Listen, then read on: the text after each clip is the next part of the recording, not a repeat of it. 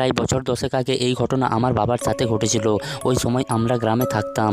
আমাদের পাশে একটা মহিলা থাকতো যে দুধ বিক্রি করতো। সেদিন অদ্ভুতভাবে হাঁটতে হাঁটতে সে আমাদের বাড়িতে এলো। এরপর সে দুধ দিয়ে পাশের বাড়িতে চলে গেল। তখনই হঠাৎ সেখান থেকে তার চিৎকার করার আওয়াজ এলো, যেটা শুনে আমার বাবা দৌড়ে সেখানে পৌঁছে দেখে 3জন লোক তাকে ধরে রেখেছে। তার অদ্ভুত চেহারা দেখে আমার ঠাকুমা তান্ত্রিককে ডেকে আনার জন্য বলল। তান্ত্রিক পৌঁছানোর আগে ওই মহিলা ভয়ানকভাবে চিৎকার করছিল। এরপর তান্ত্রিক ওই মহিলার চুল ধরে কিছু একটা মন্ত্র বলল আর তাকে জিজ্ঞাসা করলো, তুমি কোথা থেকে এসেছো? তখন হঠাৎ ওই মহিলা শান্ত হয়ে গেল। এরপর নিজে থেকেই সে হাঁটতে হাঁটতে একটা গাছের নিচে অজ্ঞান হয়ে গেল। কিছুক্ষণ পর যখন তার জ্ঞান ফিরল তখন তার এই ঘটনার কিছুই মনে ছিল না। তান্ত্রিক যখন তাকে সব ঘটনা বলল তখন ওই মহিলা বলল, আগের দিন রাত্রিবেলায় আমার মরে যাওয়া মা স্বপ্নে এসেছিল, যেটা শুনে কারোরই বুঝতে অসুবিধা ছিল না যে তার মায়ের আত্মা তার শরীরের ভিতর ঢুকেছিল।